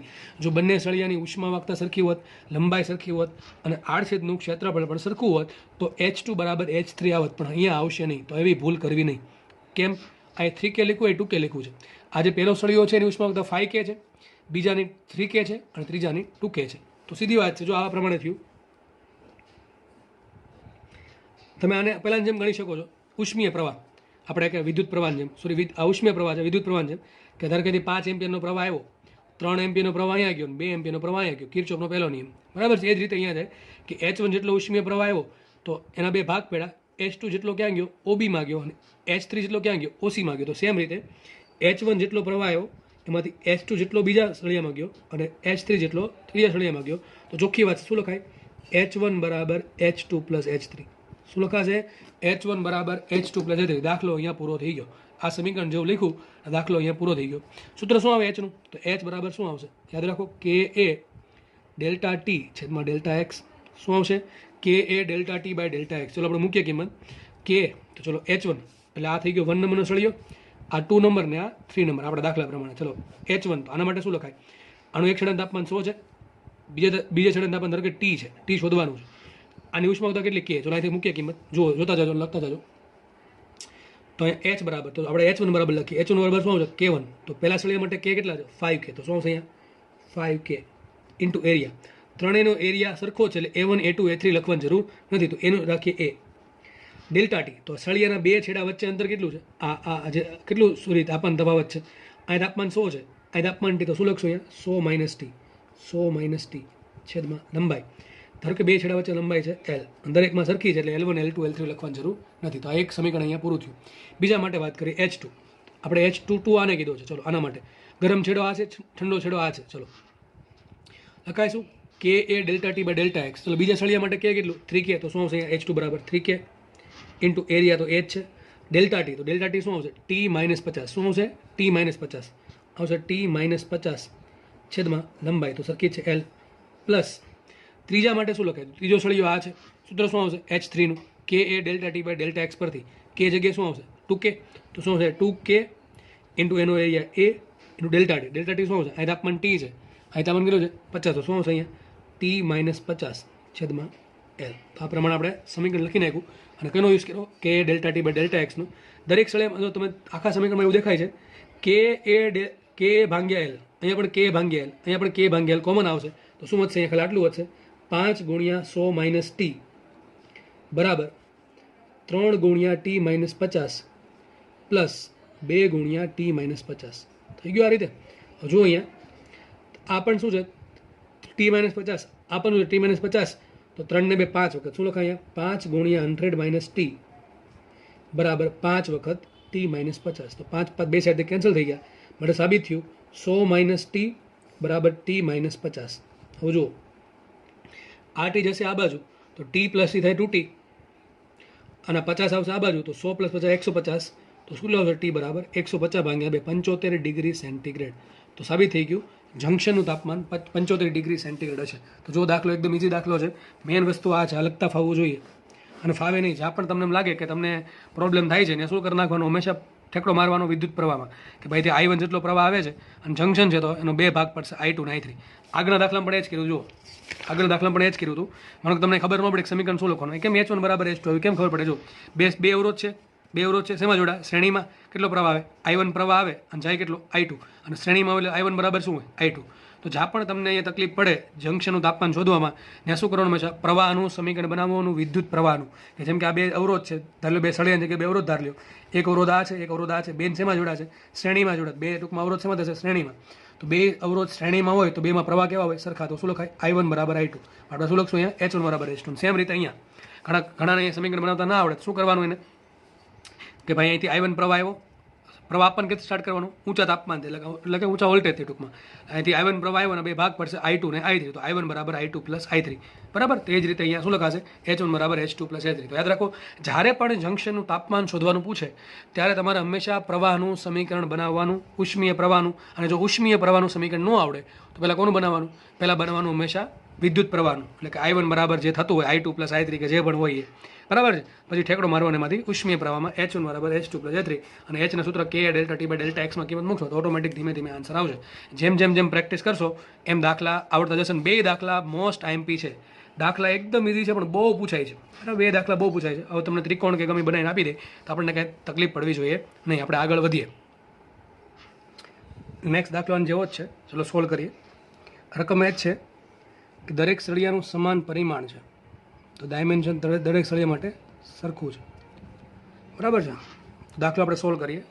એક દાખલાની પ્રેક્ટિસ કરીએ, દાખલા આવડી જાય. જુઓ, તો શું કરવાનું કીધું તમને હમણાં? તો તમને મેં કીધું કે પહેલાં તમારે પ્રવાહનો ડાયાગ્રામ બનાવી દેવાનો અને પ્રવાહ આપવાનું સ્ટાર્ટ ક્યાંથી કરવાનું? ઊંચું તાપમાન છે ત્યાંથી. તો જુઓ, આનું તાપમાન 100 છે, આનું તાપમાન 100 છે, આનું તાપમાન 50 છે. તો વધારે તાપમાન કોનું? આ બેયનું છે. તો પ્રવાહ ક્યાંથી આપશું? જે બેમાં જે વધારે હોય ત્યાંથી. પણ બેનું તાપમાન કેવું છે? સરખું. તો બેમાં કોઈ મોટું છે કોઈ નાનું છે નહીં. તો બે જગ્યાએ જ પ્રવાહ આપશું. આની જેવું થશે. ધારો કે અહીંથી I1 પ્રવાહ આવ્યો, અહીંથી I2 પ્રવાહ આવ્યો, ભેગો થયો, અહીં ગયો કેટલો? I3. તો જેમ આપણે લખી નાખીએ. સપોઝ કે અહીંથી H1 પ્રવાહ આવે છે, H2 પ્રવાહ આવે છે અને કુલ જંક્શનમાંથી જાય છે કેટલો? કુલ H3. તો જંક્શન પાસે કુલ ભેગો થતો પ્રવાહ કેટલો? H1 plus H2 sorry. અને જંક્શનથી દૂર જતો પ્રવાહ કેટલો? H3. તો કિર્ચોફના નિયમ અનુસાર શું લખી નખાય? H1 plus H2 is equal two H3. અને મને ખબર છે ધારો કે તાપમાન T છે અને Tનો આન્સર કેટલો આવશે? 100થી ઓછો ને 50થી વધારે આવવો જોઈએ. બરાબર છે. સમીકરણ સોલ્વ કરવાના, આન્સર 100થી ઓછો અને T 50થી વધારે આવવો જોઈએ. તો પહેલાં સમીકરણ બનાવ્યા. બે જગ્યાએથી સરખું તાપમાન છે એટલે બે જગ્યાએથી પ્રવાહ આવશે. અહીંથી H1 આવ્યો, અહીંથી H2 આવ્યો. H1 H2 કેમ અલગ અલગ આવ્યા? કારણ કે ઉષ્મા વાહકતા અલગ અલગ છે. લંબાઈ અને એરિયા તો સરખો છે પણ ઉષ્મા વાહકતા અલગ અલગ હોવાથી H અલગ અલગ આવે. બરાબર છે. તો અહીંથી H1 આવ્યું, H2 આવ્યું અને બે ભેગું થયું જંક્શન પાસે અને કુલ ગયું H3 50 ડિગ્રી સેન્ટીગ્રેડ પાસે. તો લખાય ચલો H1. હવે પહેલાં સળિયા માટે લખીએ. સૂત્ર શું આવે Hનું? H બરાબર આવે KA ડેલ્ટા T છેદમાં ડેલ્ટા X. આનો યુઝ કરીએ આપણે KA delta T by delta Xનો. જુઓ, પહેલાં સળિયા માટે K કેટલું? 2K. તો શું આવશે? 2K. એરિયા તો A છે, ડેલ્ટા T શું આવશે? 100 માઇનસ T. શું આવશે અહીંયા? 100 માઇનસ T. એક વખત શીખવાડ્યું એટલે આ બધું ફટાફટ આવડવું જોઈએ. છેદમાં લંબાઈ X છે ને, લંબાઈ શું છે? L. ધારો કે લંબાઈ L છે, દરેક સળિયાની સરખી જ છે. Is equal two H2. બીજા સળિયા માટે શું લખાય? સોરી, પ્લસ આવશે, પ્લસ આવશે. H1 plus H2. તો પ્લસ મૂક્યું. H2 શું આવશે? K delta T by delta X પરથી K ની જગ્યાએ મુકાય 4K. 4K into area into તાપમાનનો ફેરફાર કેટલો? 100 માઇનસ T. શું આવશે અહીંયા? 100 માઇનસ T છેદમાં લંબાઈ L is equal two H3. એટલે આ સળિયા માટે અને તાપમાન T છે, અને તાપમાન 50 છે. તો શું લખાય? K delta T by delta X. K કેટલા છે એના માટે? 8K. તો આવશે 8K into area delta T શું આવશે? T માઇનસ 50 છેદમાં લંબાઈ L. તો ફરીથી દાખલામાં K બાય L બધી જગ્યાએથી ઉડી જાય છે. શું વધશે અહીંયા 2 ગુણ્યા 100 માઇનસ ટી પ્લસ 4 ગુણ્યા 100 minus T is equal two 8 ગુણ્યા ટી માઇનસ 50. 4 ને 2 6 થશે, એટલે શું થશે 6 into 100 minus T is equal two 8 into T minus 50. હવે અહીંયા 3 દુ 6 અને 4 દુ 8 એટલે બે ઉડી છે. શું વધશે અહીંયા 3 ગુણ્યા 100 માઇનસ ટી બરાબર અહીંયા 4 દુ 8 એટલે 4 ગુણ્યા ટી માઇનસ 50. ગુણ નાખો અંદર તો શું થાય 300 minus 3t is equal two 4t minus 4 પંચા 20 200. તો 4 3 લાવવા આ બાજુ શું થઈ ગયું 7t, 3 200 લાવવા બાજુ શું થઈ ગયા 500 બરાબર ને. તો ટી શું આવશે 500 ભાગ્યા 7. તો આ તમારો જવાબ આવી ગયો સેન્ટીગ્રેડમાં. દાખલો સોલ્વ કરીએ. સિમ્પલ સમીકરણ જ છે, ઘણાને અહીંથી ફાવતું સીધું અહીંથી લખી શકે છે બરાબર, મનમાં ગણતરી કરીને સીધું લખી શકે છે, ભૂલ ન પડતી હોય તો. આપણે 500 ભાગ્યા 7 કરીએ 7 7 49, 7 વધશે એટલે બધા કેટલા 10 વધશે, 10 એટલે 7 એકુ 7 વધ્યા 3, 7 ચોક 28 વધ્યા 2 20 એટલે 7 તેરી 21 એટલે સમથિંગ આવો કંઈક આન્સર આવશે 71.43 ડિગ્રી સેન્ટીગ્રેડ જેવો કંઈક આન્સર આવશે 500 ભાગ્યા 7નો બરાબર છે. તો તમારો આન્સર અહીંયા આવી ગયો કે જે જંક્શન છે તાપમાન શું હશે, કેટલું હશે 71.43 ડિગ્રી સેન્ટીગ્રેડ જેવું છે. આ દાખલો એટલા માટે ગણાયો કે આ સમીકરણ તમને બનાવતા શીખવાડવું હતું નવી રીતે બરાબર છે. તો જ્યારે એક કરતાં ઘણા બધા પોઈન્ટનું તાપમાન જ્યારે સરખું હોય અને તાપમાન વધારે હોય તો ત્યાંથી પ્રવાહ આપવાની શરૂઆત કરવાની. ભલે હજી કંઈક ત્રીજો સળિયો જોડ્યો હોય, માનો કે ત્રીજો જોડેલો છે અહીંયા 100 ડિગ્રી વાળો, તો અહીંથી આપણે H3 પણ આપે, તો અહીંથી H1 H2 H3 બધું જાત શું H4માં. તો મેન છે આ સમીકરણ બનાવવાનું, અને સમીકરણ બનાવીને આ જે સમીકરણ છે H બરાબર K delta T by delta X એનો યુઝ કરીને સમીકરણ સોલ્વ કરવાનું. એકદમ ઇઝી દાખલા છે અને રોકડા 4 માર્ક્સ આવે છે બરાબર છે. તો આપણે આગળ વધીએ. જો નેક્સ્ટ દાખલો છે, તમને એક બ્લોક આપેલો છે, એક બ્લોકમાં 2 બ્લોક ભેગા કરેલા છે. જો એક બ્લોકમાં શું છે ઉષ્મા વાહકતા K છે, લંબાઈ છે x. બીજો બ્લોક છે ઉષ્મા વાહકતા 4K છે, લંબાઈ 4x છે. એરિયાની કંઈ વાત નથી કરી અને આ તાપમાન T1 છે એટલે અહીંથી હીટ આવશે, અહીંથી હીટ જશે. બેનો જો એરિયા સરખા જ લાગે છે, દેખાય છે આપણને એરિયા આ રીતે હશે ને બરાબર, આખો બ્લોક દોરી તે પ્રમાણે છે. તો બેને એરિયા કેવા થશે સરખા, પણ બેની લંબાઈ કેવી છે અલગ અલગ છે. ધારો કે બેને એરિયા છે કેપિટલ A, કેટલા છે કેપિટલ A ધાર લઈએ. 3 પ્રશ્ન પૂછ્યા છે, તમને 3માંથી કોઈ પણ એક પ્રશ્ન પૂછશે. અહીંયા તમને 3 સોલ્વ કરાવું છું એટલે આપણે દાખલો કોઈ પણ પૂછે આપણે વાંધો આવે નહીં. પહેલી વાત તો એ છે કે આજે આખું તંત્ર જે છે 2 બ્લોક ભેગા કરેલું તંત્ર જે છે એના માટે H કેટલું હશે, બેના માટે K ઇક્વિવેલન્ટ, આ પાછું નવું આવ્યું K ઇક્વિવેલન્ટ શું છે, અને જંક્શનનું તાપમાન કેટલું છે. K ઇક્વિવેલન્ટ એટલે એવું થાય કે બંને માટે આની ઉષ્માવાહકતા K છે, આની ઉષ્માવાહકતા 4K છે, તો બંનેની ભેગી ઉષ્માવાહકતા કેટલી, એટલે કે સમતુલ્ય અવરોધ. આપણે કેમ દાખલા શોધવાના દાખલા આવે છે આપણે ધોરણ 12માં કે સમતુલ્ય અવરોધ શોધો, તો આમાં પણ એવા દાખલા આવશે સમતુલ્ય અવરોધ શોધો, અથવા ચલો એ પણ લખી દઉં આર ઇક્વિવેલન્ટ કેટલા, અને ચોથો પ્રશ્ન થઈ ગયો. અને એક પ્રશ્ન એવો છે કે સમતુલ્ય ઉષ્મા વાહકતા કેટલી. તો એક દાખલો વ્યવસ્થિત ભણશો તો કોઈ પણ દાખલો ગમે એટલો મોટો હશે એ તમને આવડી જશે. હું આ દાખલાની રકમ બીજા પેજમાં દોરી દઉં છું, તમને સોલ્વ કરાવું છું. જુઓ આ રીતે છે, એક બ્લોક છે, એની જોડે બીજો બ્લોક જોડી દીધો.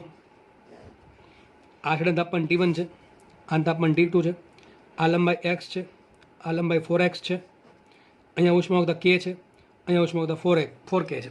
પહેલો ક્વેશ્ચન સોલ્વ કરીએ. જંક્શનનું તાપમાન શોધો. જો કે તમે પ્રશ્ન પૂછો T ઇક્વિવેલન્ટ કેટલા, તો જુઓ જંક્શનનું તાપમાન, તો તમને હમણાં હિન્ટ આપી હતી. જંક્શનનું તાપમાન કઈ રીતે મળે, Hનો યુઝ કરીને Hનું સમીકરણ બનાવે. અરે ભાઈ બે જ છે, બે જ સળિયા છે. ધારો કે અહીંથી હીટ જાય છે H1, અહીંથી હીટ જાય છે H2 બરાબર છે, H1 ને H2 જાય છે. આપણને ખબર છે બે અવરોધ જ્યારે શ્રેણીમાં હોય ત્યારે બેમાં હીટ કેવી જાય સરખી, તો શું લખાય અહીંયા H1 બરાબર H2. આ જો ત્રીજું હોય તો જોવું પડે H3 નું સમીકરણ શું બને, પણ બે હોય અને શ્રેણીમાં હોય તો સમીકરણ શું આવશે H1 બરાબર H2. ચલો H1, તો પહેલા માટે H1 બરાબર શું લખાય, સૂત્ર શું આવે Hનું, H બરાબર આવશે KA delta T by delta X. ચલો બનાવીએ આપણે ફટાફટ. ચલો પહેલા માટે K કેટલું, K જ છે તો K એમને રાખીએ. એરિયા કેટલો A, ડેલ્ટા ટી શું આવશે ડેલ્ટા ટી. ધારો કે તાપમાન T1 છે, અહીં ધારો કે T તાપમાન છે જંક્શનનું, તો T શોધવાનું છે. શું આવશે અહીંયા T1 માઇનસ T છેદમાં ડેલ્ટા એક્સ શું આવશે લંબાઈ કેટલી આવશે x ઇઝ ઇક્વલ ટુ બીજા માટે પ્રારંભિક તાપમાન થાય T, અંતિમ તાપમાન થાય T2, એની લંબાઈ 4x છે અને ઉષ્માવાહકતા 4K. તો શું લખાશે H2 બરાબર KA delta T by delta X પરથી K શું આવશે 4K, તો K આવશે 4K ઇન્ટુ એનો area A into delta T શું આવશે T માઇનસ T2 શું આવશે અહીંયા T માઇનસ T2 અને છેદમાં ડેલ્ટા એક્સ, તો એની લંબાઈ કેટલી છે 4x. તેથી 4 કેન્સલ થઈ ગયા. અહીં શું આવશે KA બાય એક્સ ઉડી ગયા, તો સાબિત થઈ ગયું, બહુ ઇઝી સાબિત થયું. T1 માઇનસ T બરાબર T માઇનસ T2. શું સાબિત થયું? T1 માઇનસ ટી બરાબર ટી માઇનસ T2. એ કામ કરી આ માઇનસ ટીને આ બાજુ લાવું અને આ માઇનસ T2ને આ બાજુ લાવું તો સાબિત થશે 2T બરાબર T1 પ્લસ T2. માટે સાબિત થાય T બરાબર T1 પ્લસ T2 બાય 2. અડધું અડધું તાપમાન હશે, બેનું સરેરાશ તાપમાન હશે. અહીંયા ધારો કે તાપમાન 100 છે, અહીં તાપમાન 50 છે, તો બેનો સરવાળો કેટલો થાય? કુલ 150 ભાગ્યા 2 શું થાય? 75. તો તાપમાન અહીંયા 100 હોય, અહીં 50 હોય, કેટલું હશે? 75 હશે, જો આ પ્રમાણે આકૃતિ હોય તો. બરાબર છે. બીજું ક્વેશ્ચન સોલ્વ કરીએ. 4 ક્વેશ્ચન હતા, એમાં પહેલો ક્વેશ્ચન તો જંક્શનનું તાપમાન, બીજો ક્વેશ્ચન છે એચ કેટલું, ત્રીજો ક્વેશ્ચન છે આર ઇક્વિવેલન્ટ કેટલા, અને ચોથો ક્વેશ્ચન છે કે ઇક્વિવેલન્ટ કેટલા. આપણે એક કામ કરીએ, પહેલાં આર ઇક્વિવેલન્ટ શોધી નાખીએ. ચલો આર ઇક્વિવેલન્ટ શોધીએ આપણે. જો આર ઇક્વિવેલન્ટ કોને કહેવાય? તો જુઓ, યાદ કરો, તમને માંગ્યો છે સમતુલ્ય ઉષ્મી અવરોધ. શું માંગ્યો છે? સમતુલ્ય ઉષ્મી અવરોધ. આપણે આ દાખલો પેલો આપણે ધોરણ 12નો અવરોધ સોલ્વ કરતા હતા, કરશું અથવા કરતા હતા એ પ્રમાણે સોલ્વ કરવાનું. તો શું કરશું? જો ધારો કે આનું આ જે પહેલો છેડો છે, અહીંયા દોર દો, પહેલો સળિયો આટલો છે, એની ઉષ્માવતા કે છે, એની લંબાઈ એક્સ છે અને એનો એરિયા છે એ. બીજો જે બ્લોક છે આ ઉપર બાજુનો સાઈડનો બ્લોક આ, બરાબર, એ બાજુમાં દોર દો. સમજો ભાઈ વ્યવસ્થિત રીતે. આને ઉષ્માવતા 4K છે, એની લંબાઈ 4x છે અને એરિયા તો એ જ છે. ચલો ઉષ્મી અવરોધ શોધવાનો છે સમતુલ્ય. આ બે શેમાં છે? શ્રેણીમાં છે. ધારો કે આનો અવરોધ R1 છે, આનો અવરોધ R2 છે. શ્રેણીમાં કેમ ખબર પડે? અરે ભાઈ વિચારીને ખબર પડે, જેટલી હીટ આવશે એટલી બહાર જશે. બેમાં પ્રવાહ કેવો થાય? સરખો. બેમાં જો પ્રવાહ સરખો હોય તો શ્રેણીમાં બાજુ બાજુ મૂકેલ છે એટલે કેવું શું હશે? શ્રેણી જશે. હા, જો નીચેથી હીટ આપો, નીચેથી હીટ આપો તો બે સમાંતરમાં થાય, પણ સાઈડમાંથી હીટ આપો શ્રેણીમાં ક્યારે થાય? એકને પ્રવાહ મળે પછી જ બીજાને મળે. પહેલાં આ આખો ગરમ થઈ જશે પછી જ આ ગરમ થશે. એવું નહીં કાંઈથી તમે ગરમ કરો તો આની જોડે જોડે આ પણ ગરમ થાય. પહેલાં આ ગરમ થશે પછી આ ગરમ થાય, એટલે શું થાય? શ્રેણી થાય. બે શ્રેણીમાં છે તો શ્રેણીનો અવરોધ શું થાય? આર ઇક્વિવેલન્ટ બરાબર R1 પ્લસ R2, ધોરણ 12. બરાબર છે. શ્રેણી અવરોધનું સૂત્ર શું આવે? R બરાબર R1 પ્લસ R2. અમારે શોધવું પડે R1 ને R2. ચલો R1 કોને કહેવાય? યાદ કરો, ઉષ્મી અવરોધનું સૂત્ર શું હતું? R બરાબર ડેલ્ટા એક્સ બાય કે. શું હતું? ડેલ્ટા એક્સ બાય કે અથવા L બાય કે. તો સૂત્ર આપણે વાપરશું L બાય કે. મૂકીએ કિંમત તો R1 બરાબર શું લાય? લખી દઉં સાઈડમાં. R1 કેટલા? તો L બાય કે. એના માટે L કેટલા? X છેદમાં કે એ. બીજું R2 છે, R2 બરાબર, ચલો R2. તો R2 ની લંબાઈ કેટલી? 4x. કેટલી છે? 4x. તો શું આવશે અહીંયા? 4x છેદમાં એની ઉષ્માવતા કેટલી? કે. સૂત્ર કયું વાપરું? L બાય કે. L કેટલા આના? 4x. કે કેટલા? 4K. અને એરિયા તો એ જ છે, તો શું આવશે અહીંયા? L બાય કે એટલે કે 4x બાય 4K A. તો શું થઈ ગયું? આ x બાય કે. તો અહીંયા R1 બરાબર R2 છે, તો મૂકીએ કિંમત આપણે આમાં. તો R ઇક્વિવેલન્ટ બરાબર શું આવશે? R1 કેટલા આવ્યા? x બાય કે પ્લસ R2 પણ કેટલા આવ્યા? x બાય કે. તો કેટલા આવશે? માટે R ઇક્વિવેલન્ટ બરાબર શું આવશે? 2x બાય કે. તો બીજા ક્વેશ્ચનનો આન્સર શું આન્સર આવે? 2x બાય કે. આના દાખલા બહુ પૂછાય છે, બરાબર છે, કે સમતુલ્ય અવરોધ કેટલો હશે? તો કેટલો હશે? 2x બાય કે. ત્રીજો ક્વેશ્ચન સોલ્વ કરીએ. એચ કેટલા હશે?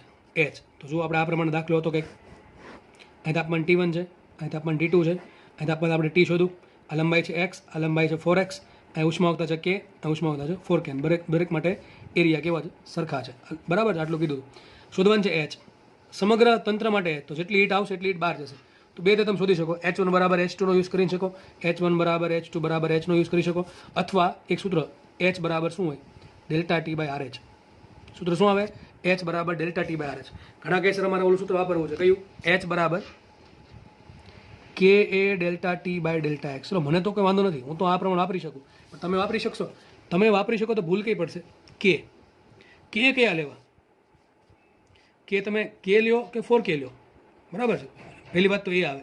હકીકત અહીંયા આવે કે ઇક્વિવેલન્ટ. શું આવે અહીંયા? કે ઇક્વિવેલન્ટ. હા, તમે આમ કરી શકો, તમે H1 શોધી શકો. જો H1 શોધી શકો. H1 કઈ રીતે મળશે? H1 બરાબર શું લખાય? K1 A1 delta T1 by delta X1. K1 શું આવશે? કે. એરિયા એ રાખો. ડેલ્ટા T શું આવશે? T1 minus T. શું આવશે? T1 માઇનસ ડેલ્ટા X શું આવશે? X. એ પ્રમાણે તમે શોધી શકો. H2 શું હોય? આના માટે સમીકરણ શું બને? K delta T by delta X. એટલે શું લેવાનું? 4K into area A. Delta T શું આવશે? T માઇનસ T2 ને છેદમાં ડેલ્ટા એક્સ આવશે 4x. ટી આપણને આગળ મળ્યા. ટી કેટલા મળ્યા? T1 plus T2 by 2. તો તમે આ પ્રમાણે આન્સર લાવી શકો. તમે જો લાવશો તો તમારે આવું મળશે. H1 બરાબર H2 બરાબર H. ત્રણેય કેવા આવશે? સરખા આવશે. તો તમને H એ પ્રમાણે મળી જાય. પહેલી રીત આખી રીત. આ પહેલી રીત થઈ. બીજી રીત કઈ વાપરવાની છે? આ H બરાબર delta T by RH.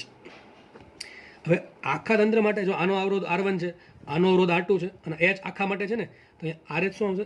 RH equivalent. યાદ રાખજો, H નું નવું સૂત્ર H બરાબર ડેલ્ટા ટી છેદમાં RH ઇક્વિવેલન્ટ. મુખ્ય કિંમત H બરાબર, તો જુઓ બ્લોક આ પ્રમાણે છે એચ બરાબર ડેલ્ટા ટી શું થાય તો આ બે છેડા લઈ લો, એક આ છેડો અને એક આ છેડો. આરએચ કોની વચ્ચે મળે છે? બે છેડા વચ્ચે મળે. આનો અવરોધ R1 છે, આનો અવરોધ R2 છે, બરાબર છે. તો R1 પ્લસ R2 ભેગા થઈને શું બને છે? RH ઇક્વિવેલન્ટ બને છે. તો આપણે આખા સળિયા માટે વાત કરીએ છીએ તો આ પ્રમાણે થઈ ગઈ આકૃતિ. અહીં તાપમાન T1 છે, અહીં તાપમાન T2 છે અને આખા સળિયા માટે અવરોધ છે કેટલો? R equivalent. અને આપણે આગળ શોધેલું છે R ઇક્વિવેલન્ટ કેટલો આવશે? 2x/k. કેટલો આવશે? 2x/k. તેનો યુઝ કરવાનો છે આપણે. શું આવે સૂત્ર Hનું? H બરાબર ડેલ્ટા ટી છેદમાં R ઇક્વિવેલન્ટ, બરાબર છે. ચલો ડેલ્ટા ટી શું આવશે? T1 - T2, T1 - T2 છેદમાં R ઇક્વિવેલન્ટ શું આવશે? 2x/k. શું આવશે? 2x/k. તમારો આન્સર મળી ગયો. H બરાબર શું થાય? આ k જશે ઉપર તો શું આવશે? ka કૌંસમાં T1 - T2 છેદમાં 2x. તો અમારા માટે H મળી ગયું, બરાબર છે. તો દાખલો અહીંયા હજી બાકી છે કયો? કે ઇક્વિવેલન્ટ શોધવાનું. એ પણ બહુ ઇઝી છે. આ જુઓ ખાસ, મેં તમને બે રીત કીધી. કઈ રીતે મળે? એક તો H1 શોધી નાખો, એ જ H થશે. H2 શોધી નાખો, એ પણ H થશે, બરાબર છે. તો H1 કઈ રીતે મળશે? K/ΔT/ΔX નો યુઝ કરીને, અથવા આમ પણ કરી શકો તમે H1 બરાબર ΔT/R1, બરાબર છે. ફરતી કહી દઉં તમને, આખું વ્યવસ્થિત સમજાવી દઉં પાછું. જો કઈ રીતે મળે, મારે H શોધવાનું છે. તો H1 બરાબર H2 બરાબર H થાય. કારણ શું? શ્રેણી છે એટલે ત્રણે કેવું હશે? સરખું હશે. ચલો વાત કરીએ H1ની. તો H1 કઈ રીતે મળશે? KA ΔT/ΔX પહેલા પદાર્થ માટે મૂકી દો, અથવા આમ કરી નાખો ΔT/R1 તો પણ તમને H મળી જશે. બીજી રીત કઈ? H2 શોધી નાખો. કઈ રીતે મળશે? KA ΔT/ΔX બીજા પદાર્થ માટે એ કેટલું હશે? ΔT/R2. અને ડેલ્ટા ટી શું થાય? T1 - T.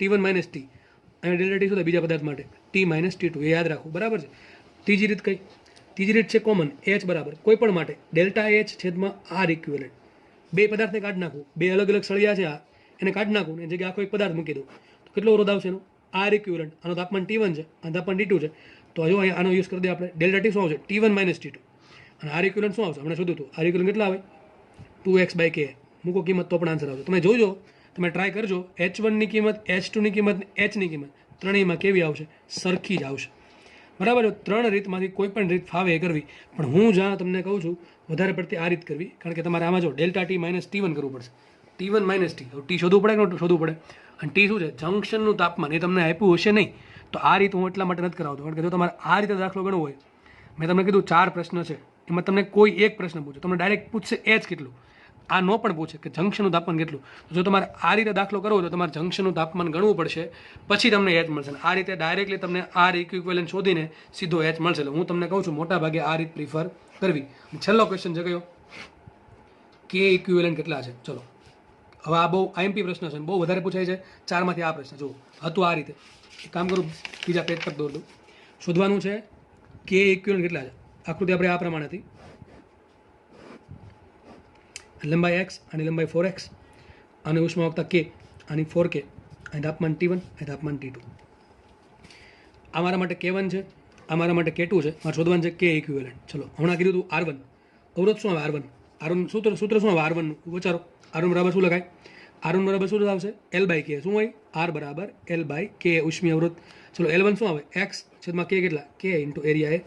R2 શું આવે? હમણાં કીધું તું R2 L કેટલા છે? 4x છેદમાં k કેટલા? 4k into area. એટલે કેટલા ટૂંકમાં આવશે? R2 બરાબર આવશે x/k. તો R1 ને R2 ની કિંમત સરખી મળે છે. કેટલા મળે છે? x/k. ચલો હમણાં આપણે લખ્યું હતું R ઇક્વિવેલન્ટ. R ઇક્વિવેલન્ટ બરાબર શું હતું? R1 plus R2. હમણાં આપણે મળ્યું શું મળ્યું હતું? 2x/k. આટલી બધાને ખબર છે ને ફરીથી રિપીટ કર્યું છે, બરાબર છે. હવે આપણે મારે શોધવાનું છે કે ઇક્વિવેલન્ટ. જુઓ કે ઇક્વિવેલન્ટનો મતલબ શું થાય એ સમજતા પહેલા અવરોધનો સમતુલ્યનો મતલબ શું થાય? જો માનો કે બે અવરોધ, એક 3 ઓહ્મનો અવરોધ અને એક 4 ઓહ્મનો અવરોધ શ્રેણીમાં જોડેલા છે, તો સમતુલ્ય અવરોધ શું આવે? 7 ઓહ્મ આવે. 7 ઓહ્મ કઈ રીતે આવે? બેન સરળો કરીને. હકીકત મતલબ એમ થાય કે આ બે છેડા વચ્ચે જે 3 અને 4 ઓહ્મના અવરોધ બે કામ કરે છે, જેટલો પાવર બાળે છે એટલો પાવર 7 ઓહ્મનો અવરોધ બાળશે. એની જગ્યાએ ધારો કે આમ હોય કે એક 2 ઓહ્મનો અવરોધ અને બીજો 2 ઓહ્મનો અવરોધ સમાંતરમાં જોડાવો તો સમતુલ્ય અવરોધ શું હોત? 1 ઓહ્મ આવત. શું હોત? 1 ઓહ્મ આવત. મતલબ એમ થાય કે 2 ઓહ્મના 2 અવરોધો સમાંતરમાં જોડીને જેટલું કામ કરે છે એટલો આ 1 ઓહ્મનો અવરોધ કામ કરે છે. તો સેમ રીતે સમતુલ્ય ઉષ્મા વાહકતાનો મતલબ એમ થાય કે બે પદાર્થો અલગ અલગ પદાર્થો જેની ઉષ્મા વાહકતા એકની કે છે એકની 4k છે એ જેટલું કામ કરે છે એટલું જ કામ મારો એકલો પદાર્થ કરવો જોઈએ તેને કહેવાય સમતુલ્ય ઉષ્મા વાહકતા. તો સમતુલ્ય ઉષ્મા વાહકતા કઈ રીતે મેળવવાની? તમારે કામ કરવાનું, જેવું સ્ટ્રક્ચર આપ્યું છે એવું સ્ટ્રક્ચર દોર દેવાનું. જુઓ દોર દીધું. અહીં તાપમાન કેટલું છે T1, અહીં તાપમાન કેટલું છે T2. આ લંબાઈ કેટલી છે x, આ લંબાઈ કેટલી છે 4x, તો કુલ કેટલી લંબાઈ થશે 5x. કેટલી લંબાઈ થાય 5x. આનો એરિયા કેટલો છે એ, આનો એરિયા કેટલો આખાનો એ, તો આખાનો એરિયા કેટલો થશે એનો એ જ રહેશે. એરિયા 2 એ નહીં થાય. એરિયા 2 એ ક્યાં થાય? એક ઉપર બીજો બ્લોક મૂકો તો સાઈડમાં બ્લોક મૂકો છે તો આખો એરિયા કેટલો થશે એ. તો જુઓ આપણે મને મળી ગઈ સમતુલ્ય આકૃતિ. શું કહેવાય આપણે? Equivalent figure. Equivalent figure. તો પહેલાં દોરવાની હંમેશા સમતુલ્ય આકૃતિ દોરવાની. પછી શું કરવાનું? હવે જુઓ તમને ખબર છે સૂત્ર શું આવે આર ઇક્વિવેલન્ટનું? આર ઇક્વિવેલન્ટ બરાબર આવે L/K. કે કયું લેવાનું? કે ઇક્વિવેલન્ટ ઇન્ટુ એ. તો સૂત્રનો યુઝ કરવાનો. આર ઇક્વિવેલન્ટ બરાબર L/K ઇક્વિવેલન્ટ ઇન્ટુ એ. હવે મને ખબર છે આર ઇક્વિવેલન્ટ કેટલા છે? 2x/k કેટલા છે? 2x/k બરાબર L. L કેટલા છે? 5x. કેટલા છે? 5x છેદમાં કે ઇક્વિવેલન્ટ એમને ઇન્ટુ એરિયા. તો એરિયા ઉડી ગયા. કે ઇક્વિવેલન્ટ આવશે આ બાજુ, માટે શું આવશે? કે ઇક્વિવેલન્ટ બરાબર x કેન્સલ, એ કેન્સલ, કે આવશે આ બાજુ, શું આવશે? 5k/2 એટલે કેટલા આવશે? 2.5k. તો મને મળી ગયા 2.5k કે ઇક્વિવેલન્ટ. મતલબ એમ કહે છે આની ઉષ્મા વાહકતા k છે, આની 4k છે, એ બંને પદાર્થ કાઢી નાખો. બે પદાર્થ કાઢી નાખો અને તમે એની જગ્યાએ એક એવો પદાર્થ મૂકો કે જેની ઉષ્મા વાહકતા 2.5k હોય. એની લંબાઈમાં કોઈ ફેરફાર નથી કરવાનો, એને એરિયામાં કોઈ ફેરફાર નથી કરવાનો, એને તાપમાનમાં કોઈ ફેરફાર નથી કરવાનો. બાકીનું બધું સરખું છે. અહીં તાપમાન T1, અહીંયા T1, અહીં તાપમાન T2. અહીં કુલ લંબાઈ 5x, અહીં કુલ લંબાઈ 5x છે. બે કાઢ નાખ્યા મેં. એની જગ્યાએ એકલો પદાર્થ મૂકો 2.5k નો, તો જેટલી હીટ આમાં જતી હતી એટલી જ હીટ આમાં જાય છે. બેમાં કોઈ ફરક પડશે નહીં. એટલા માટે સમતુલ્ય કહેવાય. સમતુલ્ય એટલે શું થાય? તમે તમારી જગ્યાએ કોઈ બીજો એવો વ્યક્તિ આવી જાય કે સેમ ટુ સેમ તમારી જેવો છે, તમારી જેમ કામ કરે છે, તમારી જેમ બોલે છે, તો એ તમારી ઇક્વિવેલન્ટ વ્યક્તિ કહેવાય. તો સેમ રીતે આ બે અલગ અલગ બ્લોક છે. પહેલો બ્લોક આ, બીજો બ્લોક આ, બેયને કાઢી નાખું. એની જગ્યાએ હું એકલો બ્લોક મૂકું આ, અને સેમ ટુ સેમ કાર્ય આપે તો મને કહેવાય સમતુલ્ય બ્લોક કહેવાય. બરાબર? તો સમતુલ્ય આકૃતિ, ઇક્વિવેલન્ટ ફિગર. તમારે શું કરવાનું? સમતુલ્ય આકૃતિ દોર દેવાની. અહીંયા k છે, અહીંયા 4k છે, લંબાઈ x છે, અહીં લંબાઈ 4x છે, પરંતુ એની લંબાઈમાં કોઈ ફેરફાર કરવાની કુલ લંબાઈ કેટલી છે? ટૂંકમાં જે ખોખું અહીંયા ઉપર હતું એ ખોખું નીચે દોર દેવાનું. આ લંબાઈ આવશે 5x, આ લંબાઈ 5x છે, અહીંયા એરિયા એ છે, તો અહીં એરિયા તો એ જ છે. બરાબર છે? અહીં તાપમાન T1, અહીં તાપમાન T2. બરાબર છે? તો બધું સેમ ટુ સેમ છે. ખાલી મેં શું કર્યું? કે ને 4k કાઢીને 2.5k નો મૂકો. કઈ રીતે? તો પહેલાં તમારે શોધી નાખવાનો સમતુલ્ય અવરોધ R. સમતુલ્ય અવરોધ કઈ રીતે મળશે? ઉપર શોધો. કઈ રીતે મળશે? 2x/k પરથી. સમતુલ્ય અવરોધ સૂત્ર શું આવે? L/K ઇક્વિવેલન્ટ ઇન્ટુ એ. આ કે ઇક્વિવેલન્ટ તમે શોધી નાખો તમારો આન્સર આવશે. અને L શું આવશે? 5x આવશે. 2x સોરી આ 5x અને એરિયા તો એનો એ જ છે. આ પ્રમાણે દાખલો સોલ્વ કરશો એટલે તમારો આન્સર આવી જશે. એક દાખલાથી કોઈ દાખલા તમને નહીં આવડે, આવા તમારે ઘણા દાખલા સોલ્વ કરવા પડશે તો જ આ દાખલા આવડશે. બાકી બધું ઉપરથી જશે. દાખલો એક વખત રિવિઝન કરો અને હું નેક્સ્ટ લેક્ચરમાં તમને આની જેવા ઘણા દાખલા ગણાવીશ બેઠા અને અમુક દાખલા તમને હોમવર્કમાં પણ આપીશ. જેટલા આ દાખલાની પ્રેક્ટિસ કરશો એટલે આ દાખલામાં રોકડા માર્ક્સ આવશે. પહેલી નજરમાં એમ લાગે કે દાખલા અઘરા છે, પણ આની જેવા ઇઝી કે દાખલા છે જ નહીં, કારણ કે આમાં બહુ કંઈ યાદ રાખવાનું આવતું નથી. એટલા માટે જેટલી પ્રેક્ટિસ કરશો એટલા દાખલા વધારે આવડશે. તો નેક્સ્ટ લેક્ચરમાં આપણે મુલાકાત કરશું ફરીથી નવા દાખલા સાથે. અને આ દાખલા જે બી ગણાવ્યા છે એ દાખલા બધા MP છે, નાના દાખલા છે અને તમને સમજાઈ જાય એવા દાખલા છે. દાખલાની પ્રેક્ટિસ કરવી અને નેક્સ્ટ લેક્ચરમાં આપણે પ્રેક્ટિસ પણ વધારે કરશું. બરાબર છે? તો લેક્ચર જોવા બધાનો ખૂબ ખૂબ આભાર અને થેન્ક યુ સો મચ.